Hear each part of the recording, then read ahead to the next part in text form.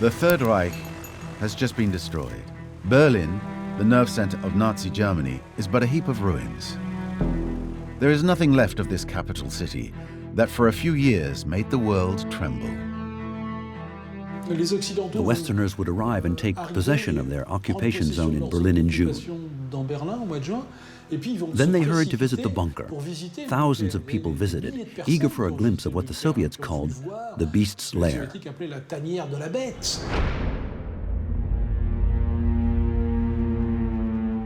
Everyone wanted to see where Hitler died. First, a procession of personalities. Then came the members of the American, British, French, and Soviet occupation forces, all coming to visit the bunker. Among the military personnel who visited the bunker was a group of French officers. In the afternoon of November 25, 1945, Commandant Raymond Rose entered what remained of Hitler's Chancellery through the main entrance on Wurststrasse. They had prepared for this expedition. Like their comrades before them, they hoped to make a few discoveries. Commandant Rose described his foray into the basement of Hitler's last headquarters. He sketched 3 maps of his itinerary and the place where he found the Führer's documents. All that remains of the Führer's Chancellery are the walls and empty rooms cluttered with overturned furniture, still bearing the traces of looting. The house is open to all comers.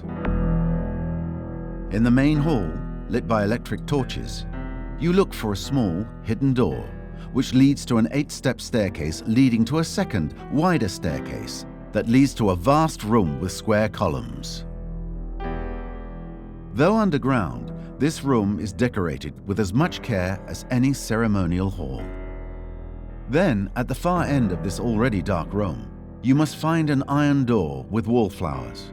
Open it and go deeper underground down a narrow, straight staircase with exactly 26 steps.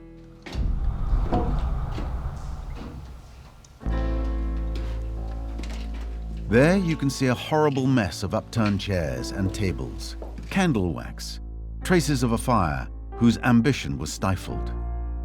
The floor is covered by an incredible mass of papers of all kinds. Administrative letters, ledgers, notebooks leafed through by hands that for 7 months had been searching frantically for the secret that good fortune had turned over to me. In the most remote room, I found the documents that established that Hitler wanted to remain, whatever happened, master against all odds, even despite the events. The small French group made a major historical discovery without really realizing it. But more than 70 years later, a French collector, an enthusiast for this dark page of history, acquired Commandant Raymond Rose's documents. At one point, he picked up the documents which were on a wardrobe and brought them back. I'd say it was just after that we realized the historical significance of these documents, so he asked for permission to keep them, which was granted. And he kept these documents all his life. I don't think he had the benefit of historical hindsight. To him, it was a much more emotional act, because in a way, he was an actor in history. To understand the incalculable significance of the historic documents, we must revisit the story of the final days of Adolf Hitler. Mid-April, with the Red Army no more than 100 kilometers from Berlin, the remnants of the German divisions, around 500,000 men and 900 tanks, were retreating before the Russian steamroller. Across 200 kilometers, the front was yielding. The Reich was on its knees, and the Allied bombers were battering Berlin.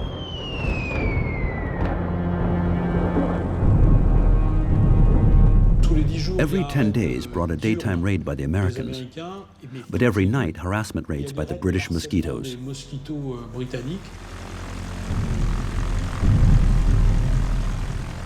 This meant the people were constantly under staircases and in cellars, busy taking refuge in the shelters, Hitler like the other 3 million Berliners.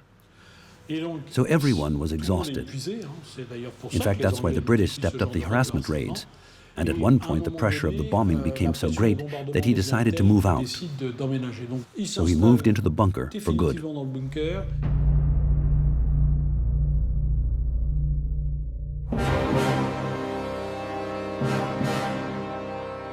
For the desperate Germans, the wait for the final act of the tragedy seemed interminable. The radio aired the last live broadcast of the Berlin Philharmonic Orchestra, the finale of Richard Wagner's The Twilight of the Gods.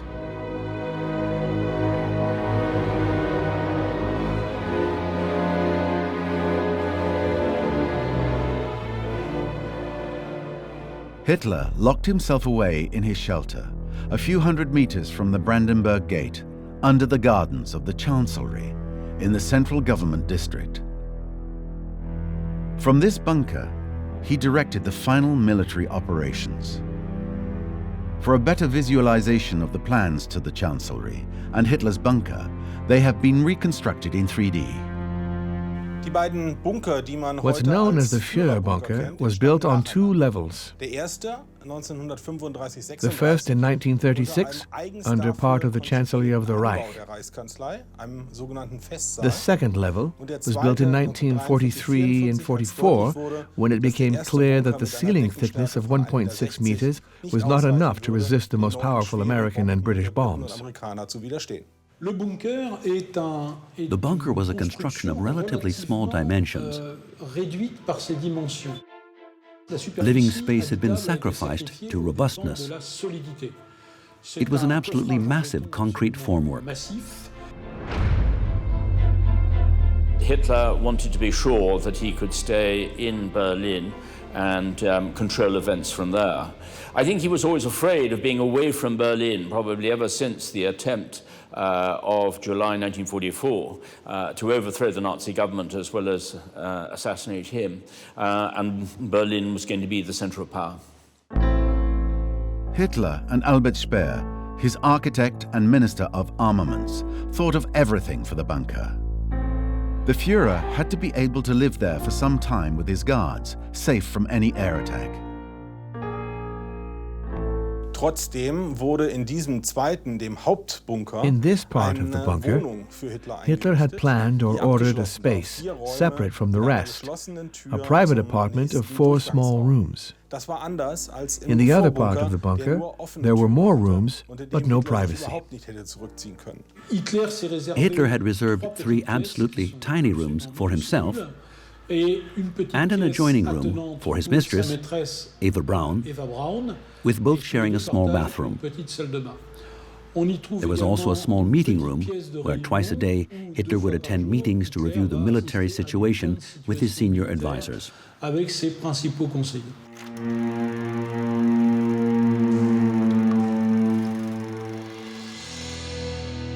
The bunker was a cellar buried 7 meters underground. Special adjustments were made for the comfort of Hitler and his entourage. There's obviously a gloomy atmosphere. The place itself is absolutely dismal. The concrete formwork bunker was situated on the water table of the river Spree, which flowed nearby. So it's a place that constantly oozes damp. The ground is pumped continuously and it is cold. There is a mechanical ventilation system, and you can hear the fan all the time, and it gives you a headache. It is really a sordid place. In this setting, Hitler was not at his best. He issued contradictory orders. Dr. Morel, his physician, gave him a daily injection of glucose and vitamins, and he was taking a number of drugs. Any of the officers who saw Hitler at that particular time, and I've interviewed a number of them, were shaken when he returned to see what a state he was in. His hands were shaking, he looked absolutely white, he looked as if he was at least 10 to 15 years older than he really was. And so they were appalled, and they were also worried about his mental stability. You can see he was very run down, and actually in the advanced stages of Parkinson's disease. He was bent over, dragging his feet. He couldn't control his left arm, so he has to hold it with his right hand because of the spasmodic shaking. Hitler had a staff of around 30 to keep the bunker ticking over. He was served by his personal guards, the bunker technicians, and the communications personnel. What you have here is the final gathering of the Reich. In other words, Goebbels, who moved his family into the bunker, Bormann, the indispensable personal secretary, and the secretaries.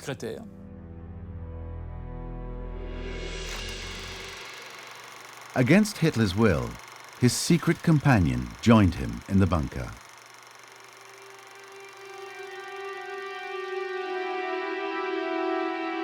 In the private collection we found were two extremely important letters from Eva Braun. Here are the originals. This is the first time they've been shown, her last two letters. The first is dated April 19th, 1945, addressed to her best friend, Erta Schneider, who stayed in Bavaria. The secretaries and I shoot every day with handguns, and we're already so proficient that no man dare compete with us. I spend virtually my entire life within that air raid shelter. You can imagine how hard it is to sleep.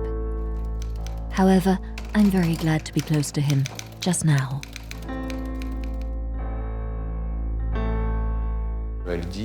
Finally, she says, I shall stay with him. And that's the tragedy of Eva Braun, being an extremely romantic little girl who was much younger than him and who, throughout the affair with Hitler, was scared of one thing only, losing him. In fact, she attempted suicide at the start of their relationship. Hitler got scared and kept her.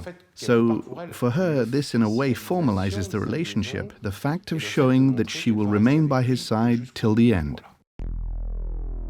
This letter also gives us key information on Hitler's mood on the eve of his 56th birthday. This letter is very interesting in that it shows the atmosphere in the bunker. We can still see a glimmer of hope. Not a day goes by when I'm not begged to take refuge at the Berghof in Bavaria, but up to now, I've always won. Today, all communication is impossible. But I'm deeply convinced that everything will come right again, and he is more hopeful than ever. Yet at 3 o'clock on the morning of April the 20th, a mournful siren rang out. A siren that Berliners had not heard before. A signal to all that a new ordeal was about to begin. Red Army tanks had been sighted in the suburbs. April 20th was indeed a key moment, symbolically, as it was Hitler's birthday, and as the Soviets began to invade Berlin. So the problem for Hitler was whether he should remain in the city or flee. From the 20th, it became a pressing problem as the threat of being surrounded increased and the last wall of troops collapsed. What to do? Run or fight? At 3 o'clock in the afternoon that day, Hitler made his last trip outdoors. Atop the bunker steps in the Chancellery gardens, he received the birthday wishes of an SS delegation. Hitler received in particular a delegation of the Hitler Youth, the youngest reserves in his army. These were the children who were being sent into the front line to die defending Berlin. He wanted to honor and reward the bravest amongst them.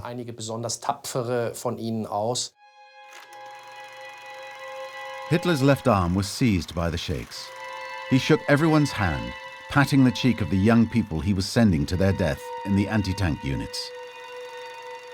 The youngest was 11, the age that children change schools from junior to secondary. He's really small, around 1.4 meters, and he's in a Hitler Youth uniform.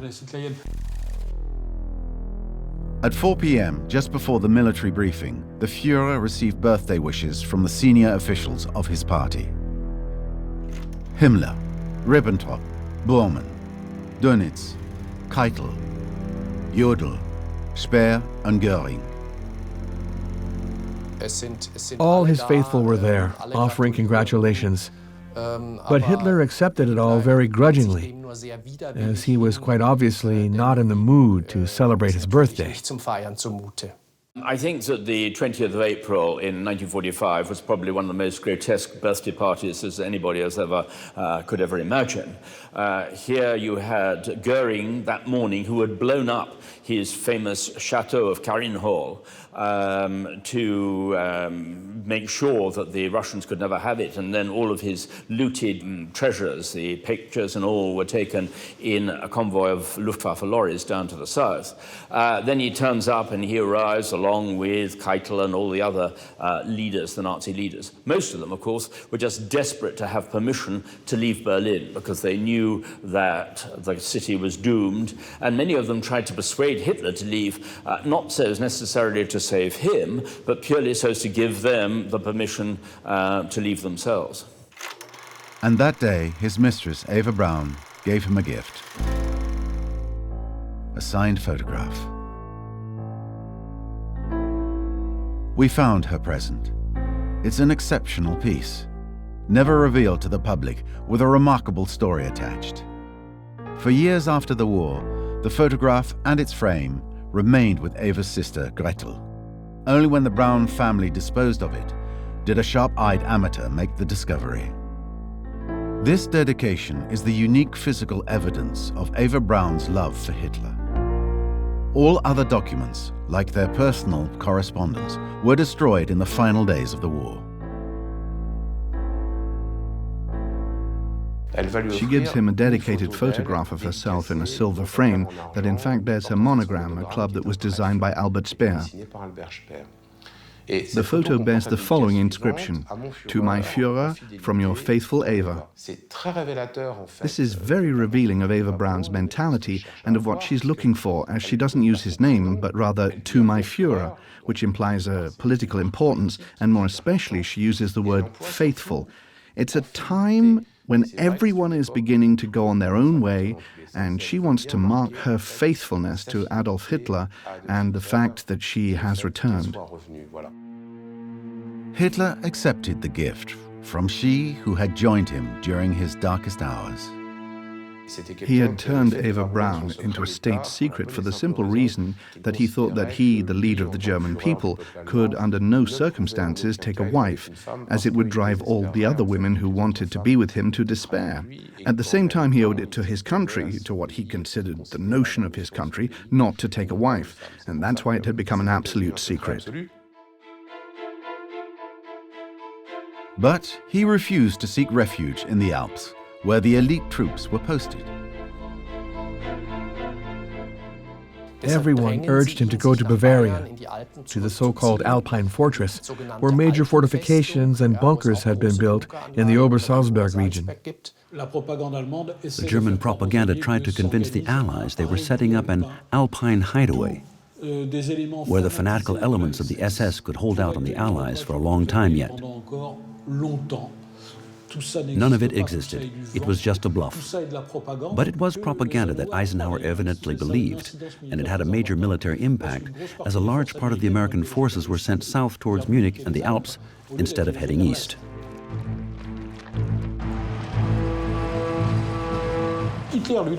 Hitler knew there was no Alpine hideaway. He knew he was just putting off the evil day and decided it was better to die in a staged Wagnerian apocalyptic scene in Berlin, surrounded by his last few troops.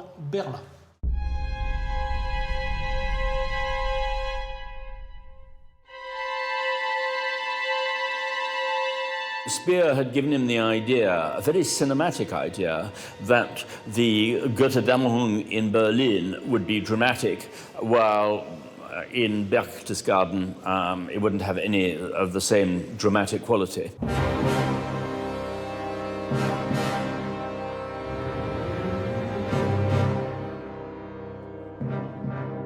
Against the advice of all his staff and those close to him, Hitler decided to stay in Berlin. Victory or death, his last battle would take place in his capital. The birthday ended that night with the final Allied air raid on Berlin. Early in the morning of April the 21st, for the first time since the start of the war, Soviet artillery shells rained down on the stunned city. This was the scenario that nobody had planned. A battle for Berlin. It was obvious that Hitler wanted to make a kind of sequel to Stalingrad. He remembered, as did Goebbels, who he saw every night and who constantly reminded him of this precedent, that eventually a major urban battle may cause a turning point in the war. And Stalin, in agreement with Hitler, decided that, symbolically, taking Berlin did make sense. He who took Berlin, for posterity and for eternity, would be the real victor over the Reich. After the shelling, the various Soviet army units began to surround Berlin. They were 10 kilometers from the city center. The first Soviet soldiers entered the center of the German capital. Stalin named the Reichstag as a symbolic target. At this stage of the Russian advance, Hitler was not yet his priority. Moreover, Soviet intelligence services did not know where Hitler was. He might have already fled. In fact, he was there, a few meters underground in the bunker, trying to plan a counter-offensive. Everything was changing from one moment to the other. And of course, the briefings themselves, dealing with the forces, lacked no connection with reality. I mean, Hitler, once again, was looking at the maps, was saying that's an army, that's a division, or whatever, when in fact, they just consisted often of very few men. Holed up in his bunker, Hitler still had 3 army corps around Berlin. General Bussy's 9th Army in the southeast, the Steiner unit to the north, and the 12th Army to the southwest of the city. It had no armored vehicles, it had no anti-tank guns. They were mainly young soldiers, very enthusiastic, who were prepared to fight to the end, but they simply didn't have the weaponry. And the idea that somehow that the 12th Army could join up with the 9th Army coming from the east and make this sort of combined counterattack against the Russians was again typical of Hitler's fantasy. But Hitler continued giving orders as if these 3 forces could engineer some kind of concentric movement that allowed them to counter-surround the Soviet armies. No counter-offensive worked. The Germans were retreating in all areas. Hitler didn't understand why troops he was moving on a map weren't breaking through. That day, for the first time in ages, Hitler lost his composure in front of everyone. He threw a tantrum, shouting, "I give up, everything is lost, this is the end." That was when everyone around him realized he had no solution, no plan, no hope, and that everything really was lost.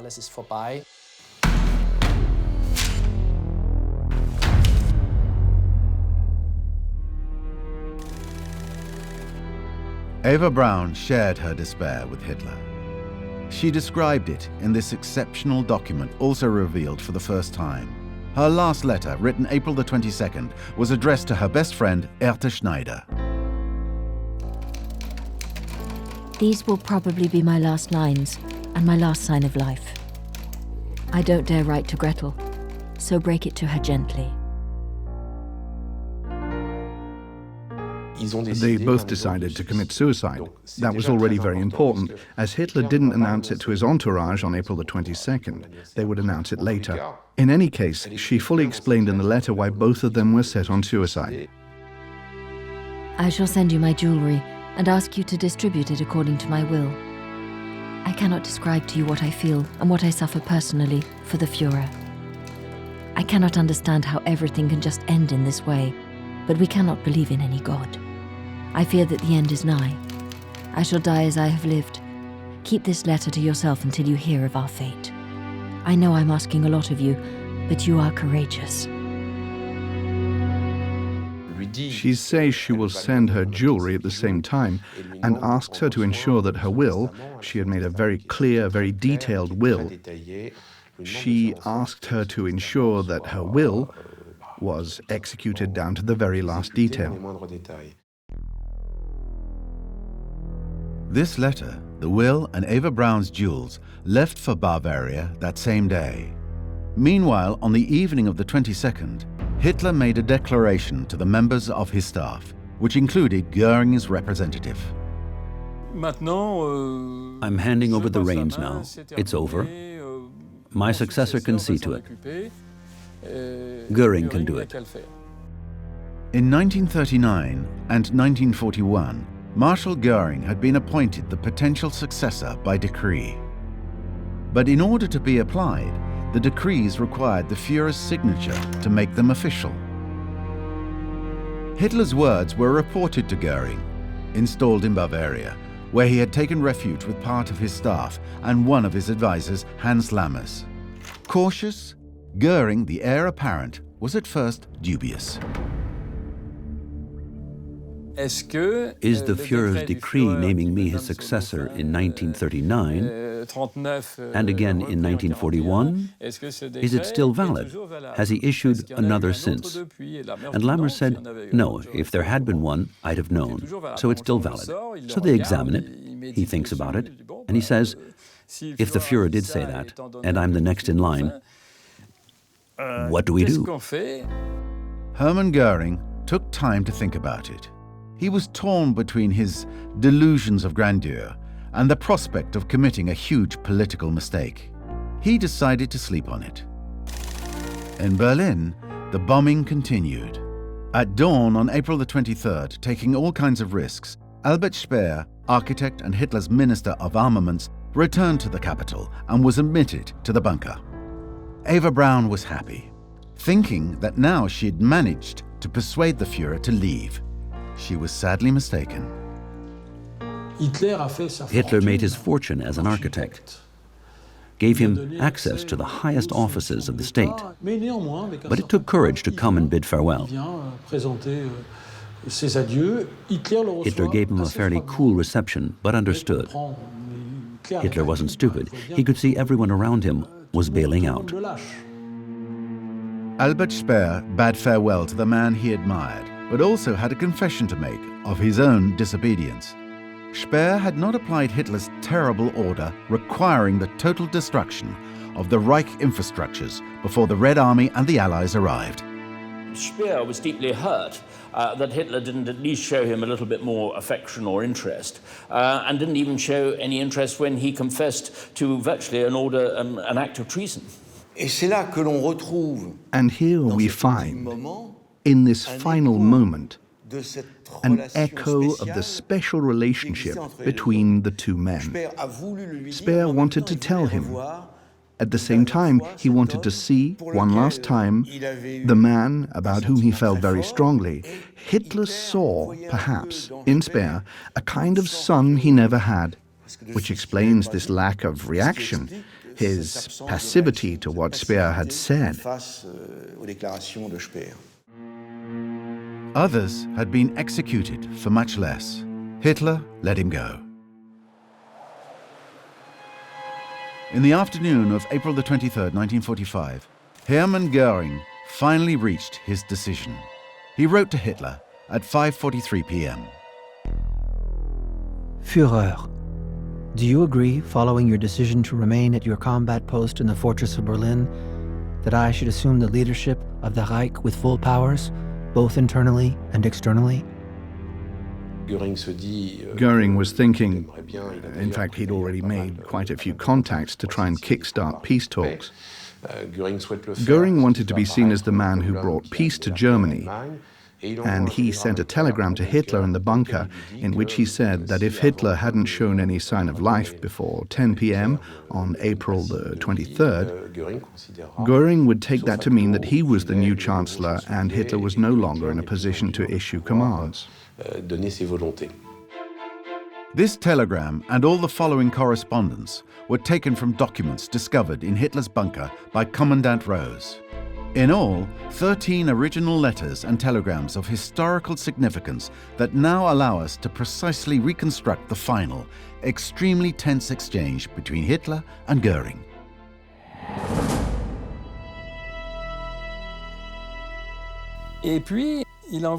And then he sent a second telegram, this time to Ribbentrop, and probably Kettle too, saying, if the Führer doesn't answer, come and join me in Berchtesgaden, which means I'm taking over.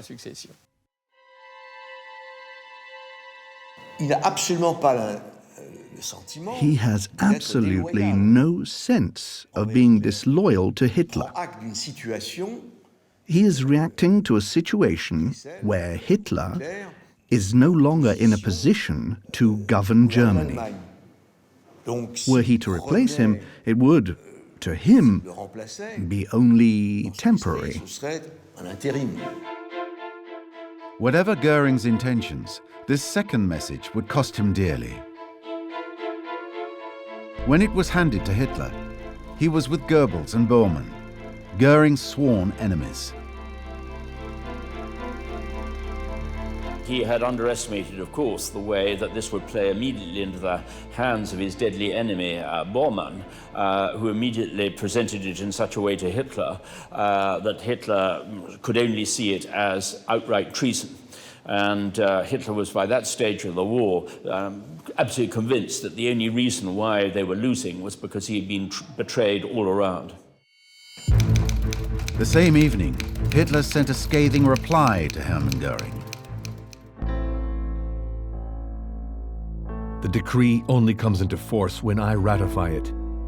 There can be no question of my being stripped of freedom of action. I therefore forbid you to take any action of any kind. Signed, Adolf Hitler. On the recommendation of Bormann, his personal chief of staff, Hitler had Goering arrested. At 56 minutes past midnight on April the 24th, Goering replied in a long telegram in which he denied any ulterior motives. I have done nothing while awaiting your reply and stand ready to serve you. May God protect you. Your faithful Hermann Goering. I beg you not to order Frank to arrest me. I give you my word of honor that I strictly obeyed your orders.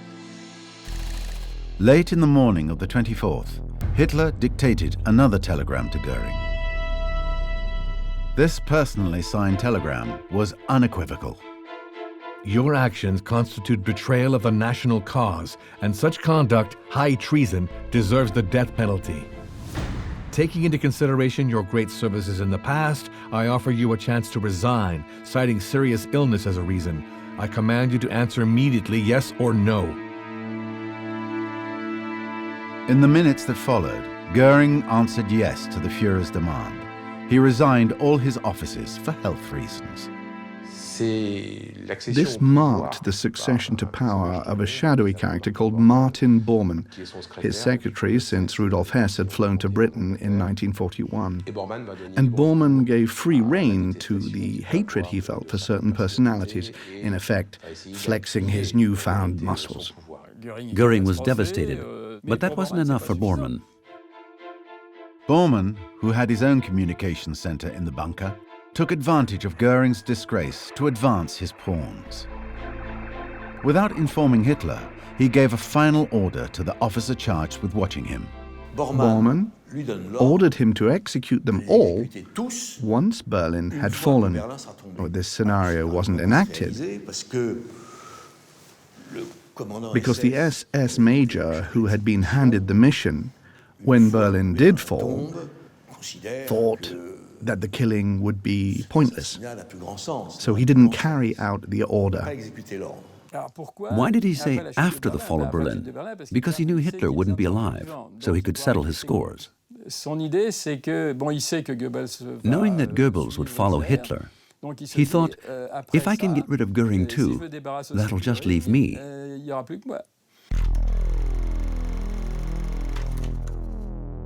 Hitler was unaware of what was going on behind his back, and to humiliate Goering even more, he stripped him of his last powers. On April the 25th, he dictated his last message to Goering to his assistant. In light of your unfaithful attitude to the German people, to myself, and to the measures envisaged, I cast you out of the party. Personally signed by Adolf Hitler. That day, he also ordered the destruction of all his personal archives. These documents should have been destroyed, but in the panic of the final days, they were miraculously forgotten. Hitler had burned all of his personal archives, which would include some very important correspondence with heads of state. He also burned all the military memos. And he asked his adjutant, Julius Schaub, to leave the bunker, go to Munich, and burn the archives in his apartment and burn his archives in Berchtesgaden, which Schaub duly did. There's a concern, rather like Goebbels, a concern for his posterity.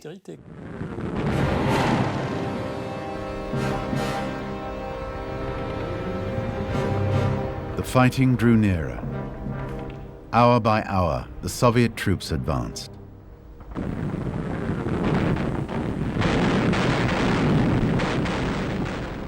At this stage, shells were raining down constantly on the Chancellery gardens just above the bunker.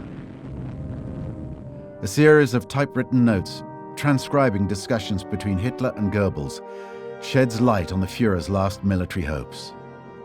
These documents were conserved by Heinz Lorenz, who headed the bunker's press corps and only published them recently.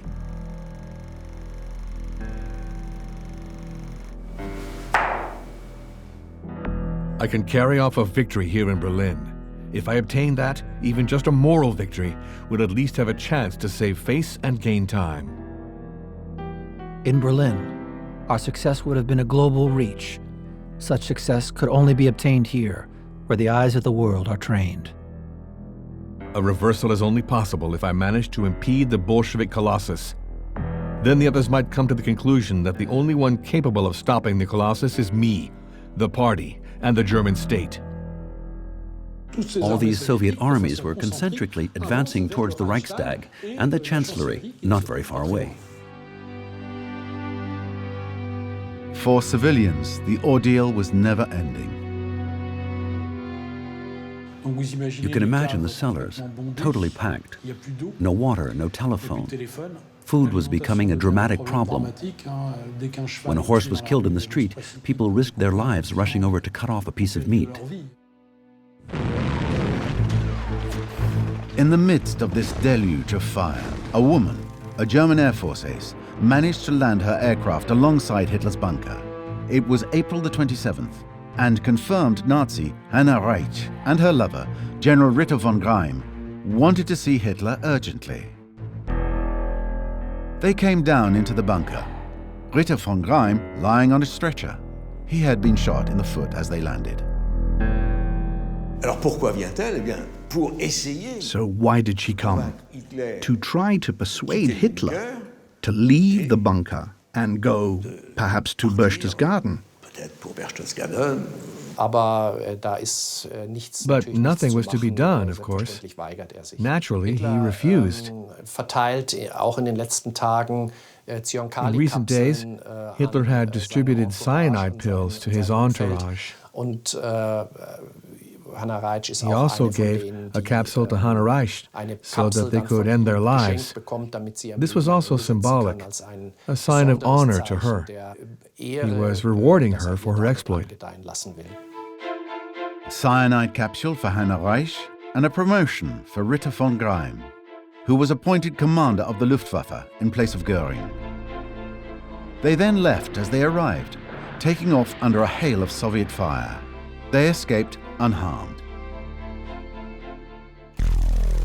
Meanwhile, another Nazi dignitary was busy behind the scenes, Heinrich Himmler. He had left Berlin just after Hitler's birthday.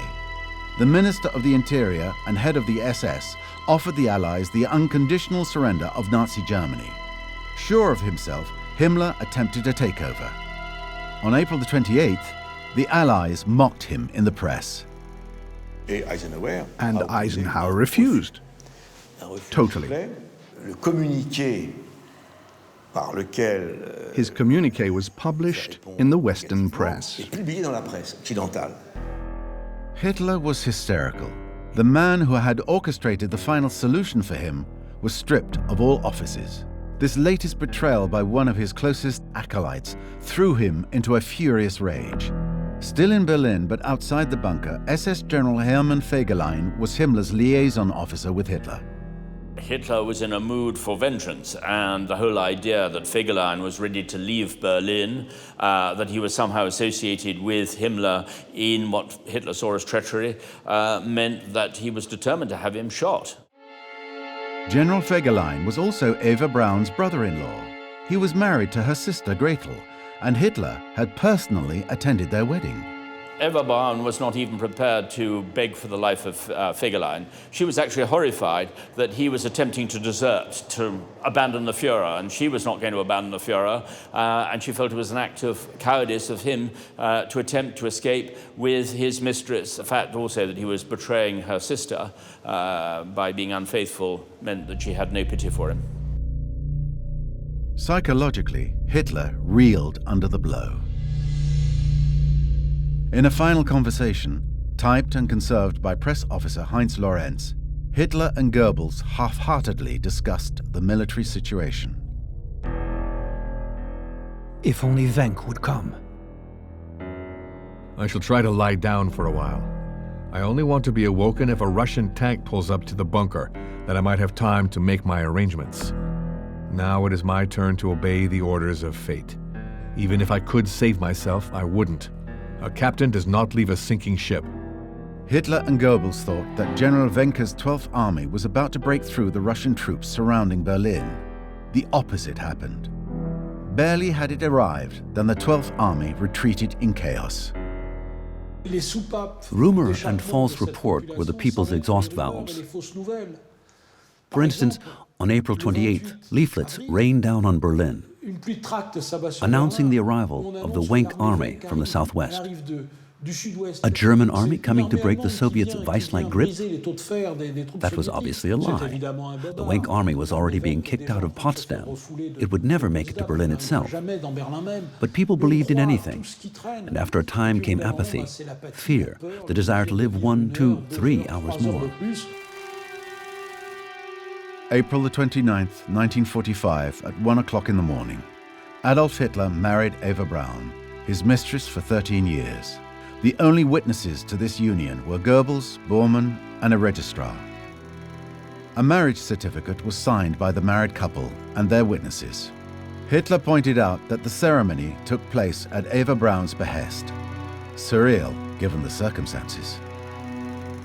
I think Hitler decided to marry Eva Braun because of all of the treason which he saw taking place around him, that her decision to come and die by his side, he felt needed to be repaid, and he knew that she wanted, above all, to be Frau Hitler.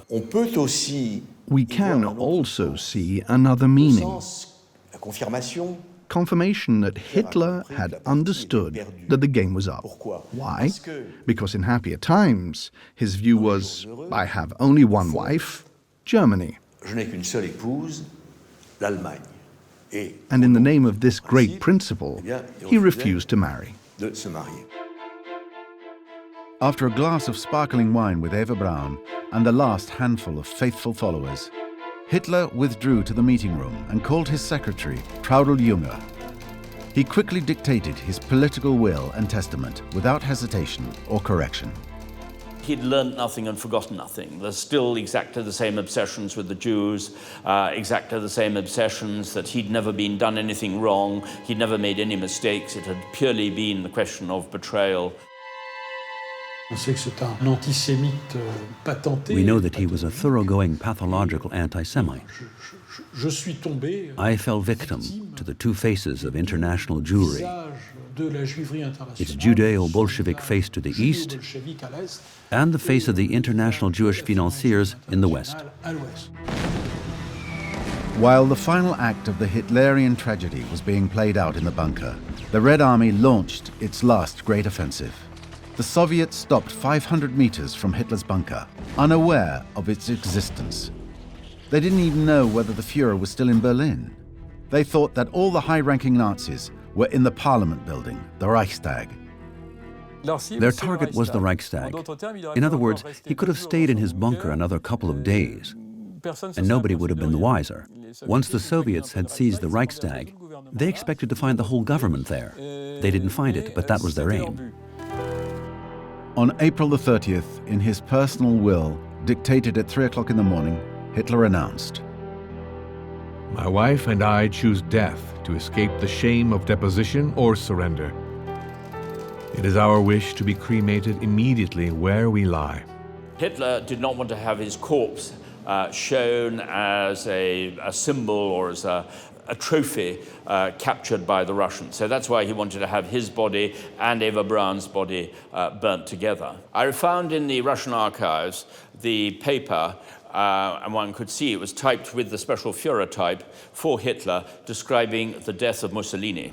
Hitler was determined not to have his body strung up like Mussolini's in Italy, and wanted to have his body destroyed completely.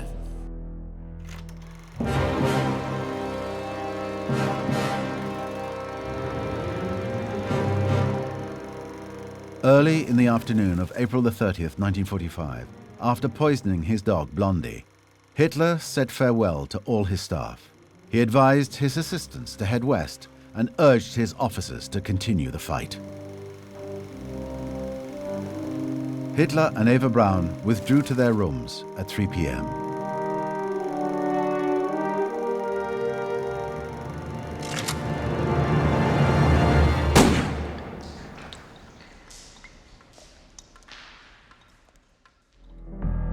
The bodies of Eva Braun and Hitler were immediately burned in the Chancellery gardens, close to one of the bunker's exits.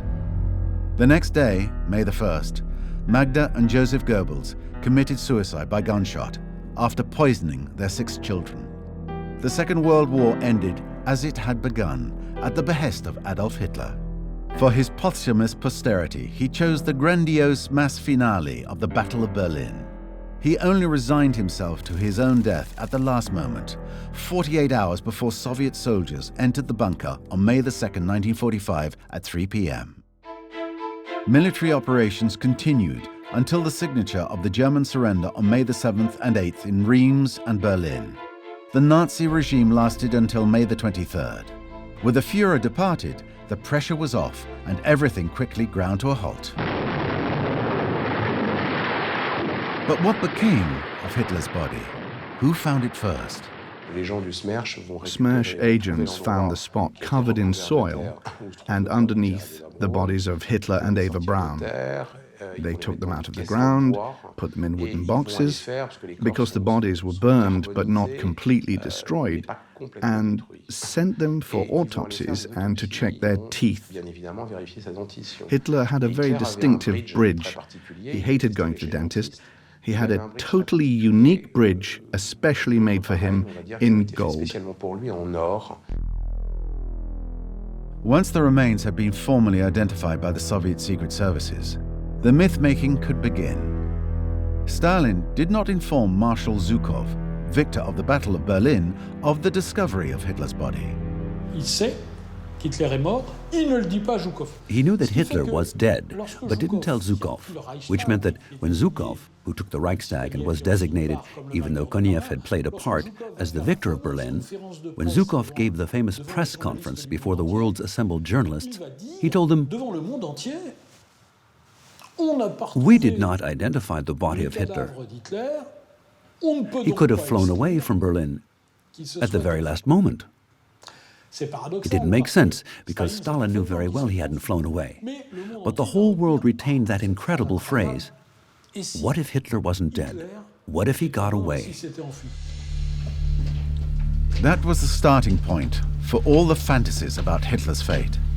For at least 30 years, Stalin's omission fueled a delusional pseudo-historical literature. Hundreds of books, articles, and testimonies recorded sightings all over the world, particularly in Latin America. Why did Stalin fail to mention the information concerning Adolf Hitler's body? It was Stalin being duplicitous. He possessed a piece of information that he wouldn't divulge because he would use it periodically in his propaganda to leave a doubt hanging over Hitler's flight to the West. It supported his Cold War line, which went, there is only one anti-fascist power in the world, and that is the Soviet Union. The proof is that perhaps Hitler survived and is being hidden by the Americans or their cronies. It was a propaganda weapon and nothing more. What became of the bunker? Was it destroyed? The spot where Hitler ended his days did not become a memorial for those nostalgic for the Reich. After the fall of the Berlin Wall in 1989, the West found out that the former gardens of the Chancellery under which the bunker was built had become a parking lot for the residents of these apartment blocks. It wasn't until 70 years later that a Berlin association installed these signs that provide a precise account of Hitler's last days in the bunker. To date, Soviet authorities have still given no explanation of what was done with the remains. As for the historical documents discovered by Commandant Rose and Bruno Ludu, they have now been made public. They enable us to round out some fundamental aspects of the political and personal story of the 20th century's greatest criminal.